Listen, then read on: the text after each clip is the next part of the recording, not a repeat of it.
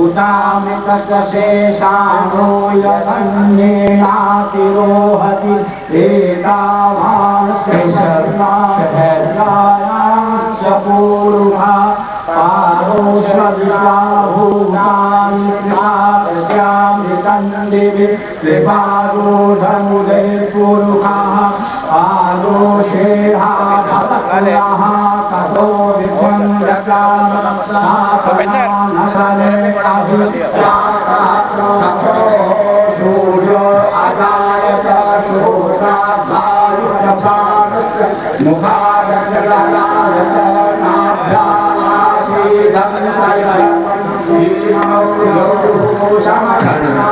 इस समय हम सभी के आंखों के सामने पंचामृत मंत्रोच्चारण के माध्यम से तैयार किया जा रहा है।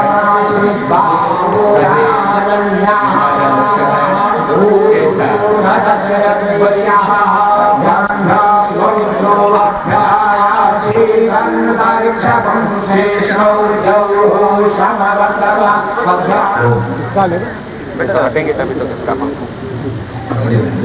भगवान की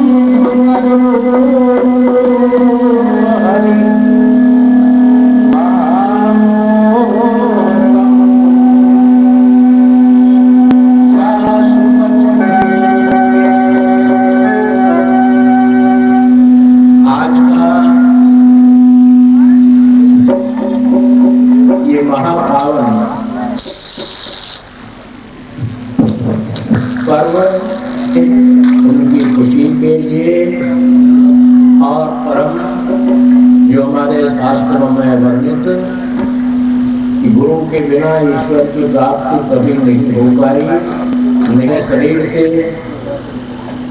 निकाल करके तमोगुण से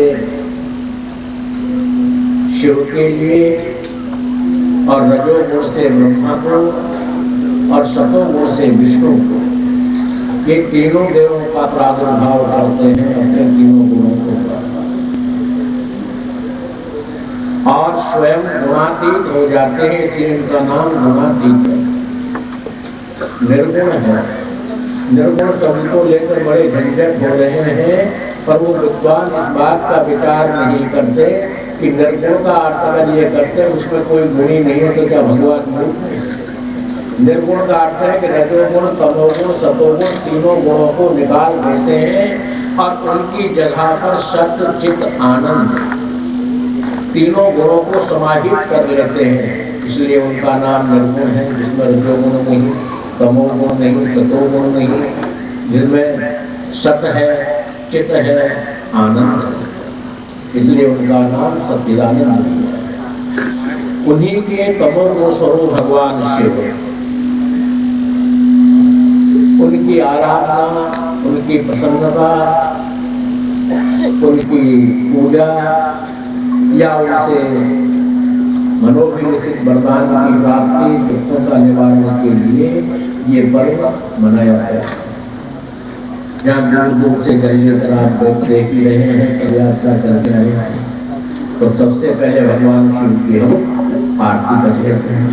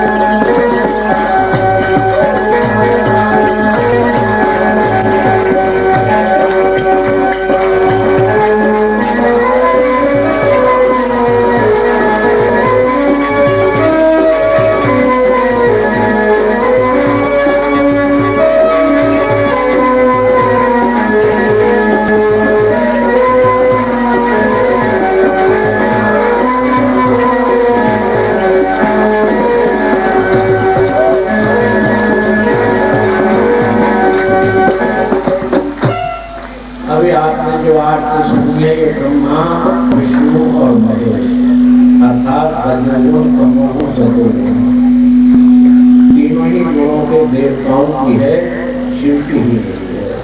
इस श्वेतांबर ब्रह्मा जी श्वेत वस्त्र धारण करते हैं, पीतांबर भगवान विष्णु धारण करते हैं और बागान शिव जी करते हैं। प्रणव अक्षर के मध्य तीनों एक ही है, अलग नहीं है। तो भगवान से शिव नाम कल्याण का है, शंकर नाम यज्ञ का है। समम कल्याण करोति सर्वेश्वर, जो लगातार नामों का कल्याण करे तो यज्ञ है। और शिव सत्यम शिवम सुंदरम, शिव जो है वह सुंदर शिव नाम कल्याण का है, सत्य में ही कल्याण है। ऐसा भगवान शिव के नामों का वर्णन है। अब हम कमरे करके एक बार नारायण नहीं करते, दूसरा भोगता करता है। परिणाम की युगत है, जब प्रलय हो जाता है, युगों का स्तर हो जाता है, तब वो अपने लोगों से रजोगुण तमोगुण सतोगुण से ब्रह्मा, जिसमें महेश का प्रादुर्भाव करने वाले आदि मूल तत्व, आदि मूल का नारायण परम ब्रह्म, नारायण परम तत्व, नारायण परम ज्योति, साक्षात नारायण अर्थात जो परात्पर भगवान मूल तत्व है, उनका भी स्मरण करते हैं।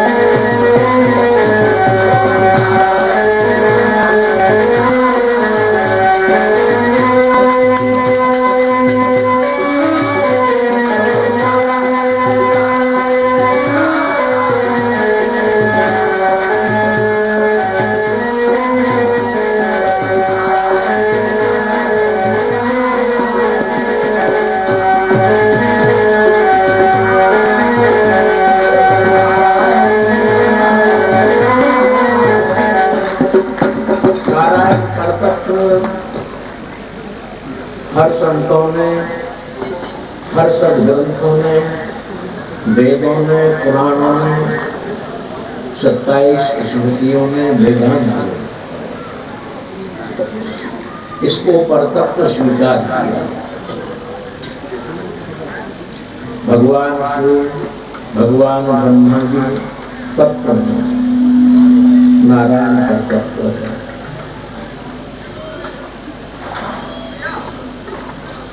तुलसीदास ने भी परम अपना आराध्य देव हृदयंगम करने वाले भगवान नारायण का ही स्मरण किया। करुण सुमधुर धाम सदा क्षीर सागर से, सदा क्षीर सागर में शयन करने वाले भगवान श्रीमन नारायण आप मेरे हृदय में विराजमान होइए। ताग बसंत जी ने, गरुड़ जी ने, सनक सनंदन सनातन सनत कुमारों ने और भगवान स्वयं शिव है। नारायण प्रिय हे पार्वती, मुझे नारायण से बहुत प्रिय है।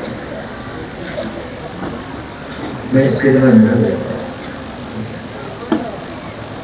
बार बार वासुदेव श्री के साथ में रमण करने वाले श्री रंगनाथ भगवान नारायण, आप अपने चरणों की सेवा, आप जी की भक्ति, आपकी का सत्संग मुझे सदा मिलता रहे। मैं ये सदा यही वांछा करता हूँ, यही बोलता हूँ।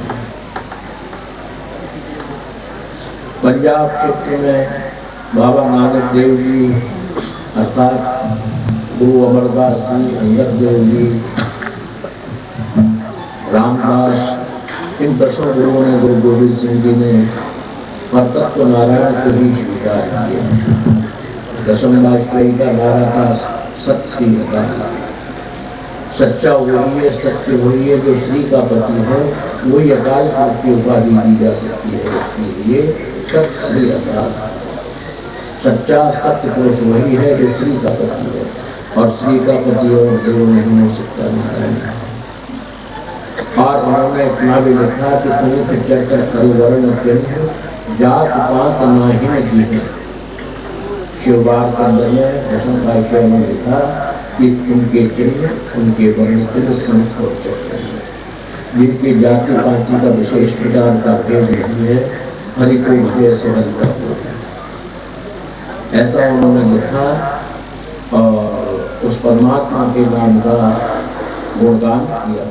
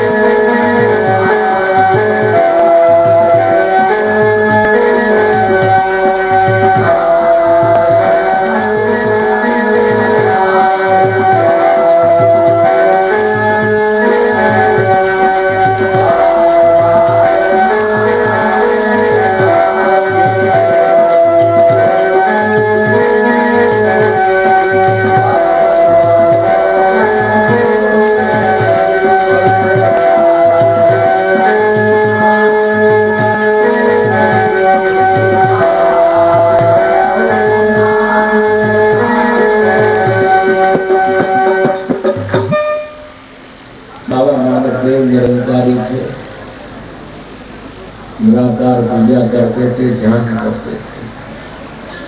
परंतु जब सदगुरु उनको भक्तराम की रेणुकी मिले, अर्थात आचार्य संप्रदाय के आचार्य चतुर्मासा में उनको मिले, सच्चे सौदे के लिए उन्होंने प्रश्न किया, तो सच्चा सौदा उन्होंने सेवा और संभ्रम बताया।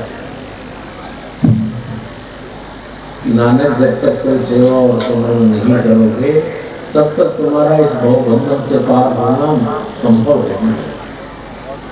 मानते हैं तुम दान दे दोगे, उसके बदले तुम्हें स्वर्ग मिल जाएगा, बहुत धन मिल जाएगा। परोपकार करोगे, समाज तुम्हारी जय जयकार करेगा।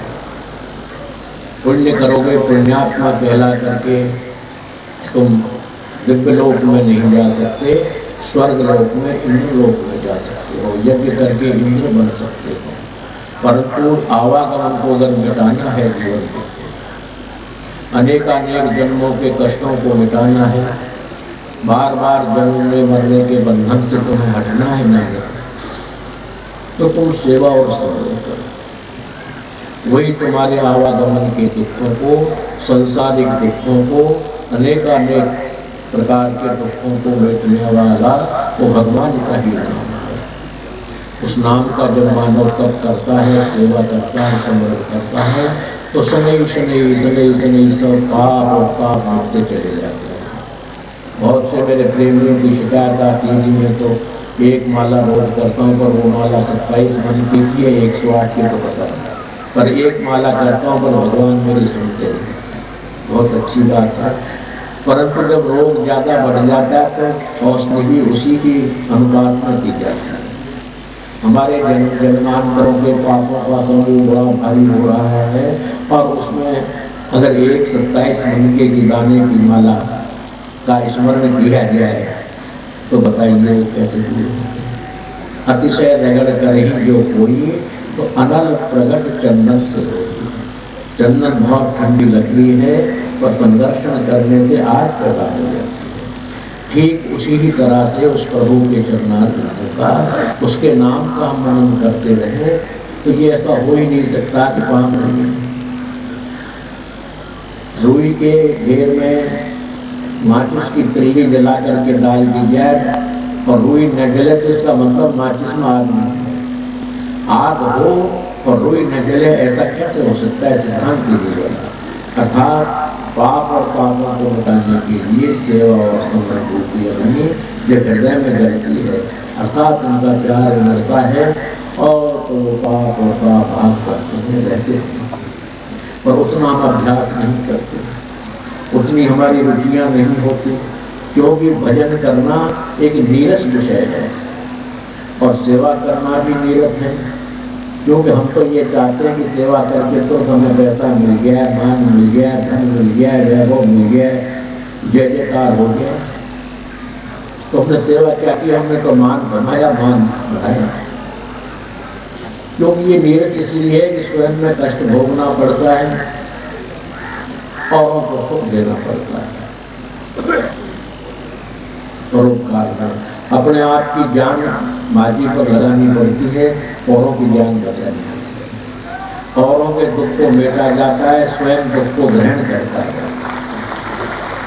तो सेवा है, स्मरण वो है कि भगवान का स्मरण सुख में दुख में करता रहे और उससे मांग न करे। अब प्रश्न उठता है कि जब मांग नहीं करेंगे तो भजन क्यों करेंगे? अरे वो मनुष्य नहीं है, वो तो आनंद कण में समाया हुआ है। तेरे मांगने से ही क्या है? उसके तो अंतरात्मा में जानता है कि मेरे भक्त को क्या चाहिए, मेरे भक्त की क्या इच्छा है, वो जानता है। उस जानने वाले के लिए मांग क्या करे? प्रार्थना करे, उसकी मर्जी जैसा करे। प्रार्थना करना हमारा बहुत बड़ा फर्ज है कि प्रार्थना के बल पे ही सब कुछ होगा चला जाए। द्रौपदी ने प्रार्थना ही करी थी, गजेंद्र ने प्रार्थना ही करी थी, दृप्त जटायु संपाति ने प्रार्थना ही करी थी, विभीषण ने प्रार्थना ही करी थी। जिसको देश में तो ये उसी में बल है, प्रार्थना में बल है। वो जानता है कि इसको क्या चाहिए, उसको एक एक क्षण का पता होता है। इसलिए हमें भजन जो है वो ऐसा करें और उसमें जहाँ जहाँ जरूरत है वहाँ मान न करके मन में ही विचार कर लें कि बाबा ऐसा कर दे तो बहुत अच्छी बात वैसे तेरी है। उसमें भी हमको मानते टाइम एक शब्द जरूर बोलना चाहिए कि हो नाथ परम हित मोरा। मैं ये चीज तो मांग रहा हूँ प्रभु, पर इस वस्तु को मांगने के बाद मैं दैत्य बन जाऊं, राक्षस बन जाऊं, मानवता को खो बैठे, उसका मैं क्या करूंगा। वो हूँ नाथ परम हित मोरा। ये नाथ जिसमें मेरा हित हो, मेरा कल्याण हो, मेरा आवागमन मिल जाए और जिससे सुख कर्म हो, ऐसा ही करिए। ऐसी प्रार्थना जरूर करनी चाहिए। और जो कहते हैं मुझे तो ये चाहिए, ऐसे भक्त जो हैं मेरे प्रेमी, आप सब पढ़े लिखे बैठे हैं, जो भी ऐसे भक्त हुए हैं वो तमाम दैत्य बन गए, राक्षस बन गए। भगवान शिव की तपस्या कर करके जरासंध ने की, शिशुपाल ने की, दंतवक्र ने की, रावण ने की, कुंभकर्ण ने की, मेघनाद, हिरण्याक्ष ने की, हिरण्यकश्यप ने की, ये सब बड़े प्रकांड, चंड ने की, मुंड ने की, बड़े प्रकांड तपस्वी थे, प्रकांड विद्वान और तपस्वी। परंतु उन्होंने अपनी स्वेच्छा का वरदान मांगा, ये निका प्रभु हमारा कल्याण हो। इस शब्द के न मांगने से वो दैत्य बन गए, राक्षस बन गए और उनकी स्वान जैसी मृत्यु हो गई। और यहाँ तक है उनके नाम पर कोई भी समाज अपने बच्चे का नाम नहीं रखता, कोई अपने बच्चे का नाम प्यार से रावण नहीं रखता, जरासंध नहीं रखता, शुंभ नहीं रख सकता, निशुंभ नहीं रख सकता, हिरण्यकश्यप नहीं रख सकता, हिरण्याक्ष नहीं रख सकता। अर्थात उनके नाम रखने में भी समाज को भय होने लग गया और समाज भयभीत हो गया, कंपित हो गया केवल उनके नाम से। तो हम ये वरदान मांगते हुए भगवान शिव से मांगे, ब्रह्मा से मांगे, भगवान विष्णु से मांगे, नारायण से मांगे, पर ये ध्यान जरूर रखें कि हो नाथ परम हित मोरा। मैं मांग तो रहा हूँ प्रभु, पर इसमें मेरा कल्याण हो, वही दीजिए। अगर कल्याण नहीं, मेरी मानवता खत्म हो गया तो वरदान करने कर क्या होगा। ऐसा जो है विचार हमको करना चाहिए। शिवरात्रि का महापर्व पर मेरे आत्म बंधुओं, मैं यही कहूँगा कि भगवान शिव की आज पूजा देवों में महादेव की उपाधि, देव तो सब हैं पर इनको महा लगाया, महादेव की उपाधि, यज्ञ का भाग इनको दिया गया भगवान नारायण, अर्थात पूज्य स्थान, यज्ञ में स्थान दिया गया, पूज्य माना गया। क्यों? इसलिए कि इनके अंदर में सबसे बड़ा त्याग रहा है। भगवान शिव को हम महान त्याग मूर्ति कहें तो अच्छी शक्ति नहीं हो सकती, त्यागी नहीं, महात्यागी। अरे ब्रह्मा जी के ब्रह्मलोक बहुत सुंदर हैं, विष्णु जी के विष्णु लोक हैं, इंद्र के इंद्रलोक जहाँ अप्सराएं नृत्य करती हैं, 24 घंटे गायक बादल बने रहते हैं, अनेकानेक प्रकार की सुख सुविधाएं लग गई। और भगवान शिव ने कितना भारी त्याग किया, वट वृक्ष को चुना और बीहड़ जंगल में वट वृक्ष के नीचे तपस्या किया। सब लोगों के ऊपर में जो है क्या श्वेतांबर पीतांबर, और इन्होंने कुछ भी नहीं तो बाघंबर ही पहन लिया। त्याग कितना बड़ा है। सबके पास में मकानात हैं, इनके पास में पेड़ के नीचे चतुर्मुखी हवा लगती है। और त्याग देखिए कि सब देवों ने अच्छे अच्छे श्रृंगार पहने, पर इन्हें श्रृंगार ही नहीं किया। श्रृंगार इनका सांपों का रहा, जो कोई हाथ लगाने को राजी नहीं उसको गले में डाल दिया। कितना बड़ा त्याग है भाई, ये तो किसी के काम का नहीं है। ये अगर किसी के काम में आता हो और मैं गले में डालूं तो अच्छी बात है। इसलिए जो किसी के काम का नहीं है वो मेरे काम का है। देवता अमृत के कलश के बाद में जहर निकला, समुद्र के मंथन में 14 रत्न निकले, उनमें जहर भी और ऐसा हलाहल जहर के पानी मारना, पृथ्वी को एक थोड़े से क्षण मात्र में भस्म कर देने लगा। और उस जहर के लिए भगवान शिव ने पी लिया। इतना बड़ा त्याग है जहर के लिए, इसके लिए देवताओं के लिए, जन कल्याण के लिए, पृथ्वी के सुख के लिए और प्रत्येक जीवात्मा की प्रसन्नता के लिए। इतना बड़ा त्याग है, विचार कीजिए। इसलिए त्याग मूर्ति की सेवा, त्याग मूर्ति की पूजा, त्याग मूर्ति का नाम, त्याग मूर्ति का महोत्सव हम नहीं, वेद भी मनाते हैं, उपनिषद भी मनाते हैं, ऋषि भी मनाते हैं और स्वयं भगवान नारायण भी मनाते हैं त्याग मूर्ति का। तो भगवान शिव के मुकाबले पर कहाँ तक वर्णन किया जाए त्याग मूर्ति और समता मूर्ति कोई भी नहीं है। समता मूर्ति के लिए भी मैं कह चुका हूँ कि समता मूर्ति कितनी बड़ी समता मूर्ति। आप देखिए कि इनके शरीर में चंद्रमा है मस्तक के ऊपर से गंगा बह रही है, नीचे त्रिकालदर्शी नेत्र है जो अग्नि ज्वालामुखी नेत्र कहते हैं वो है, नीचे सांप है। परंतु आप देखिएगा कि गंगा के द्वारा अग्नि नहीं घुसती, जो तृतीय नेत्र अग्नि रूप है गंगा उसको नहीं बुझा सकती। चंद्रमा पर सांप का विष नहीं जा सकता, एक से दूसरे विषम है पर इन्होंने उनको सबको सम कर रखा है और समानता से रखते हुए अपनी सुंदरता से, आनंद से, खुशी से अपना जीवन यापन कर रहे हैं। और घर परिवार में आप देखें ही विचार करके, एक से दूसरा विरोधी है, भक्षक है उसके घर। माँ पार्वती त्रिभुवन सुंदरी की उपाध्या है और भगवान शिव की उपाध्या है अघोर। और अघोर में भी वेद कहता है घोरे घोर घोर घोर तरे भय सर्वेभ्य सर्व सर्वेभ्यो नमस्ते अस्तु रुद्र रूपेभ्य। घोर भी नहीं, महाघोर, घोर घोर तरे भय। तो ये महान अघोरी और मातृपुर सुंदरी, इनके गले में सांप है और इनका बेटा गणेश जी उनका वाहन चूहा है। सांप चूहे को बहुत जल्दी पकड़ लेता है खा लेता है। और दूसरे बेटे का वाहन मोर है, जो मोर सांप को खाते हुए और चीज को देता है। चाहे लाख की डाल दीजिए, सांप दिखा दीजिए, मोर सांप पे ढकता है। माई का वाहन शेर है, बाबा का वाहन बैल है और शेर को जब बैल नजर आ जाता है दूसरी शिकार नहीं करता होगा, सबसे प्रिय शिकार उसकी बैल है। अब देखिए एक दूसरे को भक्षण करने वाले, एक दूसरे के विरोधाभास वाले और एक ही आश्रम में रह रहे हैं, उसी बड़ के पेड़ के नीचे सब रह रहे हैं।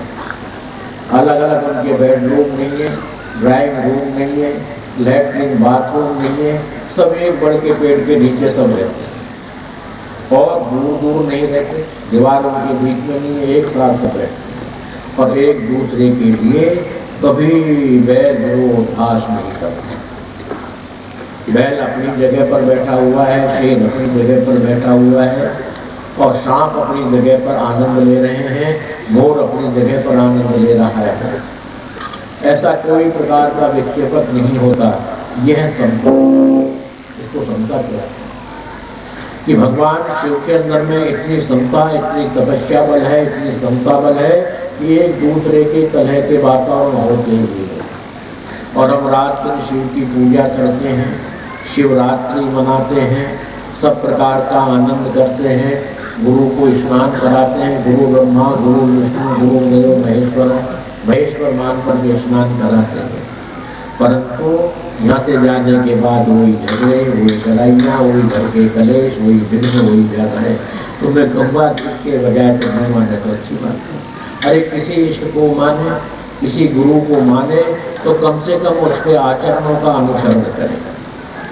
अरे गुरु तुम्हारा दुराचरण वाला है तो है, परंतु जब गुरु के आचरण हैं उन आचरणों का अनुसरण करें, दुराचरणों का नहीं। गुरु के अनुशासन करने का मतलब है उसके आचरणों का अनुसरण, उसके वाक्यों पर अमल करना, उनके वाक्यों को सच मान करके उन पर चलना, वही गुरु का सबसे प्रिय भक्त होता है। ऐसे नहीं साहब, एक ने 1.25 लाख दिए, दूसरे ने 50 लाख दे दिए, तीसरे ने 1.25 करोड़ दे दिए। तो 1.25 करोड़ और 1 लाख वाला प्रिय नहीं होता गुरु के लिए। गुरु के लिए तो उसकी आज्ञा का पालन करने वाला, उसकी आज्ञा पर अमल करने वाला और उसके चरित्रों का चित्रण करके स्वयं में ढालने वाला ही प्रिय होता है। गुरु प्रिय उसे ही कहते हैं। जब गुरु प्रिय वो है तो भगवान प्रिय भी वही है कि भक्त उस भगवान के चरित्रों का अपने शरीर में समावेश करे कि भगवान क्यों प्रथम तो महात्यागी है। और भगवान भी कहते हैं अर्जुन से कि अर्जुन त्यागा शांति निरंतर, त्याग करने में ही निरंतर शांति होती है। भगवान शिव से हम लोग त्याग सीखें, गृहस्थ में रहना सीखें, समता योग सीखें और सबको समान भाव से लेकर चलना सीखें और सब पर कृपा करना सीखें, सबके लिए त्याग करना सीखें। अगर इनमें से एक भी चीज हम सीख लेते हैं तो हम ये मानेंगे कि निश्चित हम भगवान शिव की हमने आराधना की है, भगवान शिव की पूजा की है। गुरु तो मानते, गुरु जी कहते, पर उसके चरित्रों का चित्रण करके शरीर में धारण नहीं करते, उन पर अमल नहीं करते, उनके वाक्यों का विश्वास नहीं करते। इसलिए छिद्र में ये सब प्रवेश कर जाते हैं। दरिद्र नारायण को नारायण सब नारायण कर जाते हैं। इसी संदर्भ में छोटा सा उपाख्यान आ गया, बहुत छोटा सा। महाराज शुक्रदेव जी कहने लगे कि राजा परीक्षित, तुम्हारी 7वें दिन मृत्यु सुनिश्चित है। दुनिया मरती है पर मरना कोई कोई जानता है राजा परीक्षित। तुम्हें मरना मैं सिखाऊंगा और तुम्हें अमर कर दूंगा। जो किसी काल की ताकत नहीं जो तुम्हें मार दे, किसी सर्प की ताकत नहीं जो तुम्हें बस ले। उन्होंने श्रीमद् भागवत की कथा का अमृत पान कराना शुरू किया। जब कथा कहते कहते कहते कहते उनके पूर्वज पांडवों का प्रसंग आया तो वर्णन करने लगे कि देखो राजा परीक्षित आपके जो बाबा है भीम जी, उन्होंने 100 हाथियों के झुंडों को पकड़ पकड़ करके आकाश में फेंक दिया और वो हाथियां आज तक आकाश मंडल में ही उनकी चमड़ी ग्रहण कर रही है, नीचे हुई। इसका अर्थ है कि हमारे चुंबकीय जो शक्ति है मध्य से ऊपर है, इतनी ऊंचाई में फेंक दी। राजा परीक्षित की नाक थोड़ी सी सुकड़ गई। सुकड़ने का मतलब है ये झूठ है, बिल्कुल गलत है। एक आदमी 100 हाथियों के झुंड को कैसे फेंक देगी, ऊपर इतना ऊंचा कैसे फेंक दे, जो चुंबक ऊपर ही ऊपर पकड़ दे। जो आकाश की पृथ्वी की आधी ऊंचाई से ऊपर जब चीज चली जाती है तो चुंबक ऊपर ग्रहण कर लेता है, नीचे नहीं। शंका हो गई, शंका हो जाने से ना सुकून की। राजा परीक्षित, हम जानते तुमने हमारी बातों का विश्वास नहीं किया, परंतु हम तो विश्वास दिलाना चाहेंगे, तुमने नहीं किया तो नहीं किया। उन्होंने वायुमंडल की प्रार्थना करके वायुदेव को, देवता को वायु थोड़ी देर को रोक दी, तो ज्यादा रोके तो भूमंडल खत्म हो गया। और रोकने के बाद में वो सूखे चमड़े हाथियों के गड़ने लगे और वायु को खोली आदि जनजीवन को नुकसान न हो। बोलो राजा, ये तुम्हारे दादा के हाथ के भीम के पैसे हो जाते हैं, परंतु अब मैं क्या करूं? ये होनी है कि तुमने मेरी बात का अमल नहीं किया, विश्वास नहीं किया, नाक को सपोर्ट लिया, अर्थात अब तुम्हारी 7वें दिन मृत्यु होना सुनिश्चित है। कि तुम्हारा पूरा शरीर में वज्र का बना चुका हूँ, क्यों? ये कथा रूपी अमृत से मैं तुम्हें अमर कर चुका हूँ, परंतु ये जगह जहाँ कथा श्रवण करने से घृणा की है, मेरे वाक्यों पर अमल नहीं किया है, ये कच्चा है। ठीक 7वें दिन वही फूलों का गुच्छा लेकर के आए, काल देवता मान लें, जो भी मोहनी मान लें, और उसमें जो है कच्चक छोटा रूप बनाकर फूलों में बैठा हुआ। और जब मुझे वो सूंघा तो मैं नाक पर कट मार दिया, राजा परीक्षित मारे। ये उपाख्यान मुझे इसलिए याद आया है मेरे आत्म बंधुओं, मेरे प्रेमियों, कि भगवान के लिखे हुए वाक्य अर्थात गीता, भागवत, रामायण या उपनिषद वेदांत के लिखे हुए शब्दों पर हमको विश्वास करना चाहिए, क्योंकि हमने नहीं लिखे परमात्मा की ही वाक्य है।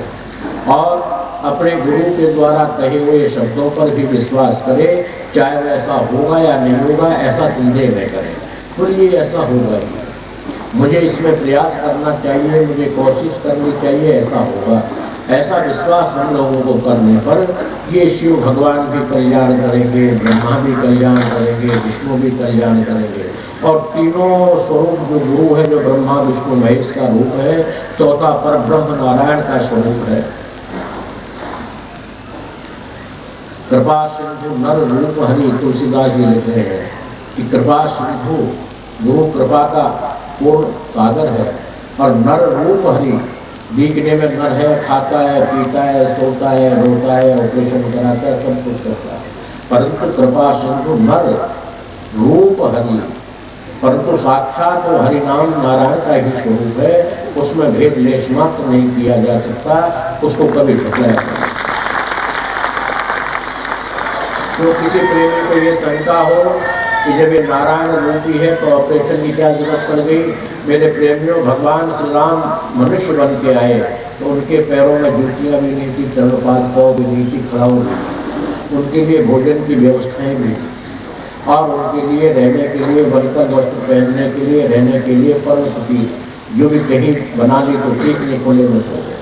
भगवान श्री कृष्ण 17 बार जरासंध से हार हार के उठे, और उन्होंने 4 जगह अपना निवास बनाया, वृंदावन बनाया, यहाँ गुजारा नहीं हुआ मथुरा गए, मथुरा जब गुजारा नहीं हुआ तो द्वारका गए, द्वारका गए तो मूल द्वारका बनाए। इस तरह से जहाँ मानव शरीर होता है तो उस मानव शरीर के गुण अवगुण जो भी उत्पन्न होते हैं उनसे संघर्ष करना ही पड़ता है। या ये माने कितने मेरे आत्म बंधु बैठे हुए हैं, आत्मा के द्वारा जो उत्पन्न किए गए नामदान आत्मा ही तो है, आत्मा ही से तो हम नामदान करते हैं, तो आत्मजा बैठी हुई है। इनके दुख को, कष्ट को एक कैसे सहन कर सकता है। तो उन कष्टों का थोड़ा थोड़ा भाग भी हम लोग लेते हैं, तो हमारा छोटा छोटा करके भी छोटा छोटा भाग हो जाता है। अब भी ये 72 टाके, अब भी जो आपके सामने बोल रहा हूँ तो 72 टाके लगे हुए हैं, पर उसकी चिंता मैं नहीं कर रहा। क्यों रहा नहीं जाता कि मेरे आत्मबंधु जल लेकर के आए हैं और एक उत्सव मनाने के लिए आत्मबंधु सब इकट्ठे हुए हैं। ऐसे कैसे हो सकता है कि मैं नहीं, ऐसे कैसे हो सकता है उनको दर्शन। तो मेरे प्रेमी में यही कहूँगा आप लोगों से बार बार कि आज पावन पर्व त्योहार पर हमको त्याग, समता, इनमें से कोई भी जो आपको पसंद हो वो एक चीज़ तो न्यूनतम हमको प्रैक्टिकल में लानी चाहिए, उसका अभ्यास करना चाहिए। मैं नहीं कहता आज संकल्प कर दो, पर अभ्यास करें हम लोग, त्याग का अभ्यास करें, सेवा का। भगवान शिव की सेवा देखिए, स्वयं के पास में कुछ नहीं है, वरदान मांगने वाले को सोने का महल दे देते हैं रावण को। तो इसी कदर से हम अपने सुख की कामना, स्वयं सुख की कामना न करके जन समूह के सुख की कामना करें। ये कहते हैं कि आप मेरे प्रेमियों गुरु महाराज आप, तो गुरु महाराज की तो बात छोड़ दीजिए। क्यों कि ये तो शरीर ही में आप लोगों को दे चुके, मेरा मन भी आपका, मेरा तन भी आपका, मेरा वचन भी आपका। और ये जो आप देख रहे वैभव टेंट मंदिर वगैरह जो है, ये सत्य बोल रहा हूँ तो बताने के लिए, मुझे चौकीदार मान गया। बोलो गुरुदेव महाराज सत्य आप लोगों को उत्साह नहीं जा रहा है। आप देखिए जात व्यक्ति के ऊपर असत्य बोलना भी महान पाप है। ये मेरे बात 100% सत्य है। ये प्रॉपर्टी, ये जायदाद, ये मंदिर, ये स्वर्ण कलश, ये सब कुछ मेरा अधिकार इसमें मैं लिखा ही नहीं है। कृष्ण ने लिखा, कृष्ण ने लिखा प्रबंधक, और प्रबंधक का मतलब क्योंकि प्रबंधक का सीधा चौकीदार होता है। तो भाई सत्य बता दो, प्रबंधक चौकीदार कहते हैं किसी और को, केवल चौकीदार, चौकीदार भी नहीं, केवल चौकीदार, केवल शुद्ध चौकीदार, केवल नाम शुद्ध का है। तो केवल चौकीदार कहते हैं, तो केवल नाम शुद्ध चौकीदार, ताकि मैं आपकी चोरी नहीं करता, आपका माल पेट में नहीं खाता। रहते पर भगवान से नहीं कहा भगवान की एक कमरा एयर कंडीशन बना दो, बिल्कुल नहीं। पेट के नीचे रहना मंजूर कर लिया, पर एक ही कार नहीं मांगी, एयर कंडीशन कमरे नहीं मांगे, लैट्रिन बाथरूम नहीं मांगे। कितना त्याग है, कितना संतोष है। इस तरह जो परमात्मा गुरु महाराज कृपा करके हमको दे रहे हैं, अरे नहीं दे रहे हैं उसमें भी सुख है, पर ऐसा गुरु निर्दयी नहीं हो सकता, ऐसा भगवान निर्दयी नहीं हो सकता, ऐसा शिव निर्दयी नहीं हो सकता जो आप लोग भूखे सोए और गुड़ खाकर सोए, ऐसा हो ही नहीं सकता, ऐसा हुआ भी नहीं। इसलिए इतना तो हमारा ठेका है ही है। इतना ठेके में तो हम लोग ब्रह्मा विष्णु महेश के हरी झंडी खड़ी कर देंगे, गाली देंगे और हाया बचा देंगे। क्या आप लोगों ने ये कहा कि तू वहां जाकर के संस्था बना, संप्रदाय प्रचार कर और नाम दान करके इसका भूखे मरे, भूखे वजन हुए गोपाला सर की माला ले लेकर के हवन कर देगा, परंतु भूखा नहीं सोने देता, ये तो गारंटी। अब रहा आगे उसमें संतोष करें हम, और संतोषम परमम सुखम, उसी में बहुत कुछ दे देंगे। अर्थात अब आज शिवरात्रि को हम ऐसा वचन आप लोगों को दे रहे हैं कि कमियां नहीं छोड़ेंगे, परंतु आप लोग संतोष मत कीजिए। आप लोग संतोष पर टिके रहिए और हम देने में लगे रहेंगे। आप संतोष में बने रहिए। असंतोष होने के बाद रावण को असंतोष हुआ, नष्ट हो गया, कुंभकर्ण को असंतोष हुआ, नष्ट हो गया, जरासंध शिशुपाल को असंतोष हुआ, नष्ट हो गए। असंतोषी प्रेमी नष्ट मत होइए, संतोष रखिए और उस संतोष में ही परम सुख हम लोग देंगे। यही मेरा आपका कहना है या आखिर वचन है। मेरे प्रेमी ज्यादा नहीं बोल पा रहा हूँ टाँकों की वजह से, इसलिए मैं आज अपनी वाणी को विराम देते हुए अभी हमारे चौधरी गुंजेश्वर प्रसाद जी महाविद्वान फलारी स्वामी परम विद्वान, श्रीमद् भागवत के, वेदांत के, उपनिषदों के हर तरह के विद्वान हैं। ये आप लोगों को अपने अपने मत भगवान के लिए, हमारे मानव जीवन के कल्याण के लिए सुनाएंगे। इसलिए जल्दी आप लोग उठने का प्रयास न करें, उसको आधा घंटे 10 मिनट सुनें और सुनने के बाद में उस पर अमल करें। और उसके पश्चात में सब प्रेमी जन अपना जो है चरणामृत का प्रसाद लेते हुए, जो महाप्रसाद बना हुआ है भोजनालय में आपके में, वो फलारियों को फलाहार, अन्नादियों को अन्नार, उसका आनंद से सब भोग प्रसाद भोजन लेकर के जाए, प्रसाद लेकर के जाए। महान प्रसाद वो है, अर्थात उस महान प्रसाद को ग्रहण करते हुए और अपनी मंगलमय यात्रा करें, ये मेरा कहना है। और 7 मिनट मेरा सबके लिए मंगल करें। मंगलम भगवान विष्णु मंगलम गरुड़ध्वज मंगलम पुंडरीकाक्ष मंगलाय हरि। ओ भगवान श्री हरि, ओ भगवान नारायण, भगवान गोविंद, भगवान शिव, भगवान ब्रह्मा, भगवान विष्णु, ये सब के सब मेरे प्रेमियों का कल्याण करें, मेरे मंगल में आशीर्वाद को चट्टाट करें, अर्थात मेरे दिव्य आशीर्वाद को फलीभूत करें। एते चत्वारि वर्धन्तु आयुर्विद्याय शोभनम्। मेरी यही कामना है प्रभु कि मेरे जितने भी आत्मबंधु हैं, आत्मजाएं हैं, वो सुखी रहे। एते चत्वारि वर्धन्तु, प्रत्येक घर में ये 4 चीज प्रभु बढ़ाए, आयु बढ़ाए। तो आयु जब कम हो तो करोड़ अरब करोड़ रुपए धन क्या चाहिए, अनेकानेक प्रकार के हीरे मोती सोनों का क्या करने। इसलिए आयु की वृद्धि सब मेरे प्रेमियों की करें। और आयु की वृद्धि के साथ साथ विद्या, और विद्या कौन सी? सा विद्या मोक्ष है। विद्या कौन सी हो? जो मोक्ष की देने वाली हो, परोपकार की कराने वाली हो, श्री की देने वाली हो और दिव्य लोक वैकुंठ की प्राप्ति करने वाली हो, ऐसी विद्या। एते चत्वारि वर्धन्तु आयु विद्या यशो बलम। और मेरे सब प्रेमियों का यश,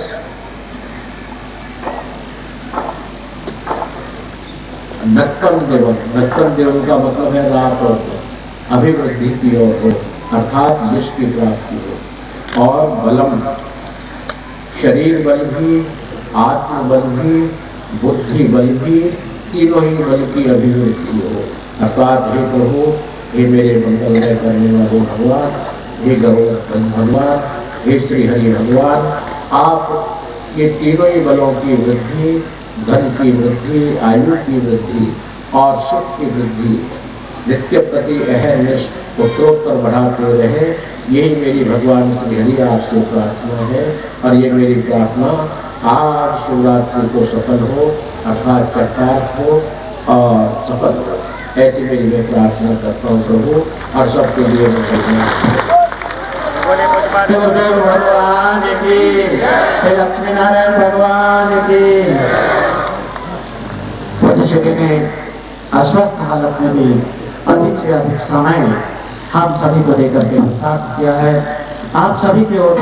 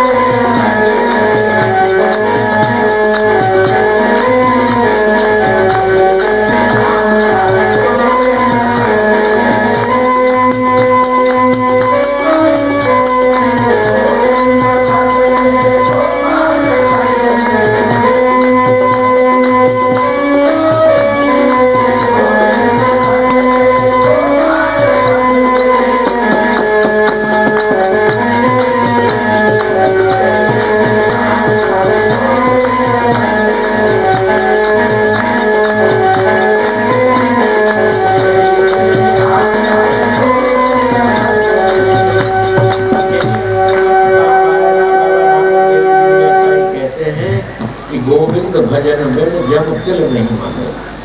हम कितने लाख चतुराई कर लें, लाख उपाय कर लें, लाख यज्ञ कर लें, कुछ भी कर लें, पर वो कौन वर जब तक गोविंद हरि नारायण नहीं होता है जीव पर, जब तक यमराज तुम्हारी चतुराई मानेगा ही नहीं, मानता ही नहीं, ये बिल्कुल सत्य है।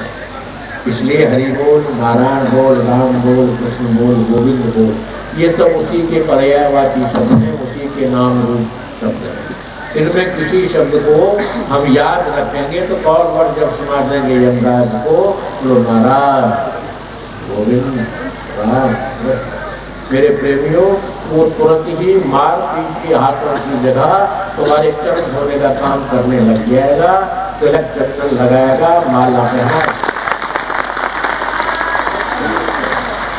यही है, विद्वान लोग बैठे हुए हैं, ये आपको अपना विद्वत भरे शब्दों में आप लोगों को मानव जीवन का कर्तव्य और ये सब चीज़ें आपको सुनाएंगे। हम तो अनपढ़ वाली बात करते हैं, करते वही है जो हमने देखी है, हमने सुनी है, कितनी बार यमराज की पिटाई खाई है, इसलिए कह रहे हैं। ये हमने देख लिया है खूब पहले बहुत, और वो देखने वाली बात हमने देखी हुई बातों को बताते हुए ऐसा होगा। और ये शरीर आपका उसकी अमूल्य धन है। इस अमूल्य धन को कौड़ी के भाव मत खराब करो, कौड़ी के भाव मत बेचो, इसको उस परमात्मा के नाम के हीरे खरीदो इससे, और संसार का काम भी करते चले जाओ, युद्धम को युद्ध भी करता चला जाओ, और मेरा नाम की सेवा भी और सम्मान भी करता चला जा, और संसार की रोजी रोटी का धंधा भी करता चला जा। और गोपाल जी कह रहे हैं बंगले की सुना दे रहा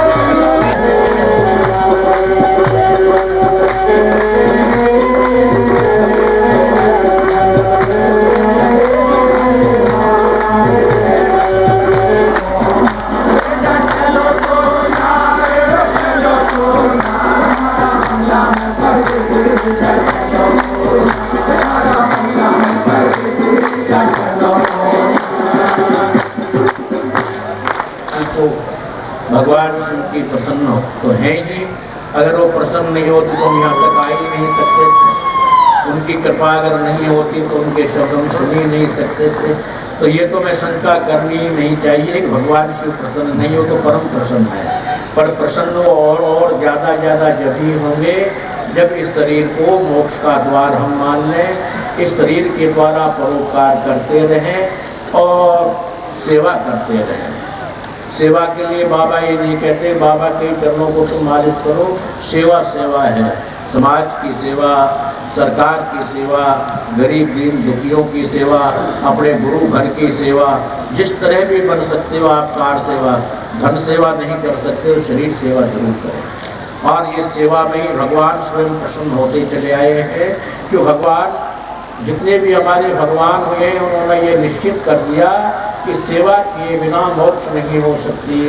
भगवान रामचंद्र जी अपने राजमहलों को छोड़ करके सेवा करने के लिए जंगल में संतों की सेवा की, चरण वंदनाएं की, विश्वामित्र जी के साथ रहकर उनके यज्ञ की रखवाली करी, उनके यज्ञ के लिए रात और दिन खड़े रहते थे, उनके लिए संध्याएं लाते थे, स्नान के लिए जल लाते थे। तो सेवा करते करते आखिर में जनहित सेवा करते करते जन कल्याण और जन सेवा करते करते करते अपने राज्यपाट को भी भुला बैठे। और राज्य हो जाने के बाद भी जमीन पर सोना और समाज की सेवा करना ये हमारे भगवान राम ने भी सिखाया। जन सेवा करना भगवान श्री कृष्ण ने भी सिखाया। जन सेवा करना हमारे संतों ने सिखाया। जन सेवा करना हमारे भगवान नरसिंह जी ने सिखाया, नारायण ने सिखाया। तो भगवान नारायण भी नर का रूप धारण करके आए, नर नारायण प्रभु को कहलाए, और नर का रूप धारण करके उन्होंने सेवा करना सिखाया, स्मरण करना सिखाया। वो सेवा और स्मरण हम जो है जरूर अपने मन में संकल्प ले लें, करें, ज़्यादा नहीं तो कम करें, पर करें जरूर। जो करत अभ्यास के जड़मत होत सुजान, रसरी आवत जाती ही शिल्प पड़े निशान। देहात गाँव में कुएं होते थे तो बहुत नरम रस्सी संगी, उससे बहन बेटियां पानी खींचती थी। महान कठिन पाषाण में इतने मैंने कटे हुए देखे रस्सी से। तो हम अभ्यास धीरे धीरे थोड़ा थोड़ा करेंगे तो महान संत, महान विभूति, महान आत्मा बन जाएंगे। महात्मा का मतलब ये नहीं घर बार छोड़ के नहीं, महान आत्मा यशांते से वो महात्मा। हमारी आत्माएं संसार के लिए बहुत महान हो जाएंगी, कल्याण के लिए रात दिन पुकारेंगी, कल्याण के लिए रात दिन कहेंगी, और ऐसी महान आत्मा हो जाएगी। दूसरे के दुख को हम अपने सुख दुख से भी ज़्यादा 100 गुना ज़्यादा समझेंगे, ऐसी बन जाती है आत्मा। और जब वो आत्मा ऐसी बन जाती है तो उसका नाम महात्मा होता है, महान पुरुष हो जाता है। और महापुरुष बनने के बाद वो दिव्य लोग न तद्भाष्यते सूर्यो न शशांको न पावकः यद गत्वा निवर्तन्ते तद्धाम परम नमः। वो भगवान के परम धाम का रास्ता हमारा खुल गया, वहाँ का रिटर्न टिकट मिल गया और रिजर्वेशन हो गया। और वो रिजर्वेशन भी एक कंडीशन का साधारण का, जब कोई किसी प्रकार की गर्म हवा नहीं लगती, कुछ नहीं लगती, और आनंद से वो सब दिव्य लोग का गमन करेंगे, वहाँ का आनंद लेंगे।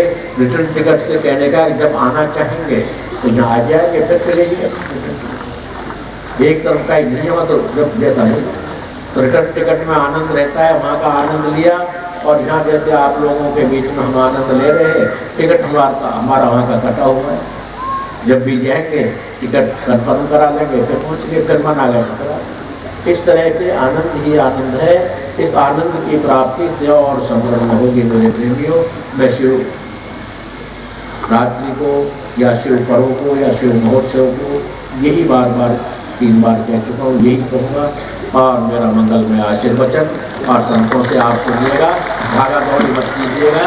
आधा घंटे सुन करके भोजन की व्यवस्था आपकी बिल्कुल तैयार हो रही है, हो चुकी है या हो रही है, दोनों ही बातें मैं तो कह दूँगा, पर हो रही है। 2-5-10 मिनट में तैयार हो जाएगी। इसके बाद आराम से प्रसाद में वो प्रेम से प्रसाद पाए। वही महान प्रसाद है कि भगवान शिव का भोग, दरबार का भोग, गुरु का भोग, सब देवताओं का इकट्ठा ही हो, वही महाप्रसाद है। उसको स्वीकार करें। भगवान की, लक्ष्मी नारायण भगवान की। कमजोरी और अस्वस्थता की हालत में भी पूज्य श्री ने हम सभी को प्रकाश किया।